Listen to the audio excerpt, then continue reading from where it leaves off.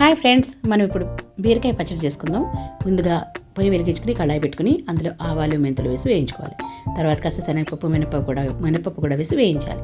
అవి వేగిపోయాక వేరే దాంట్లోకి తీసేసుకుని మళ్ళీ కాస్త ఆయిల్ వేసుకుని అందులో పచ్చిమిర్చి కొత్తిమీర వేసి వేయించాలి. అవి కొంచెం వేగాక అవి కూడా మరి వేరే ప్లేట్లోకి తీసేసుకుని మళ్ళీ కళాయిలో ఆయిల్ వేసుకుని బీరకాయ ముక్కలు వేసుకుని ఉప్పు పసుపు వేసి అవి బాగా మగ్గనివ్వాలి. బాగా బీరకాయ దగ్గర పడి బాగా మగ్గేదాకా మగ్గనివ్వాలి. మూత పెట్టేసుకోవాలి. మూత పెట్టేసుకున్నాక బీరకాయ బాగా మగ్గాక అందులో కొంచెం చింతపండు వేసి మగ్గించాలి.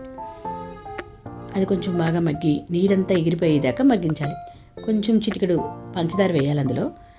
అంత బాగా మగ్గిపోయాక స్టవ్ కట్టేసి ఒక ప్లేట్లోకి తీసుకుని చల్లారి పెట్టుకోవాలి. ఈలోగా మిక్సీ జార్ తీసుకుని ముందు మనం వేయించుకున్న పోపు వేసుకుని అది ఫస్ట్ మిక్సీ పట్టుకోవాలి. తర్వాత పచ్చిమిర్చి కొత్తిమీర వేసుకుని మిక్సీ పట్టాలి. తర్వాత బీరకాయ ముక్కలు కూడా వేసి మిక్సీ పట్టేసుకోవాలి. దాంట్లోకి పోపు వేసుకోవాలి. దాంట్లోకి పోపు మినపప్పు జీలకర్ర ఆవాలు వేసి కొంచెం పోపు వేయించుకోవాలి. ఈ పోపు కూడా పచ్చడిలో వేసుకుని కలిపేసుకోవాలి. అంతే, బీరకాయ పచ్చడి రెడీ.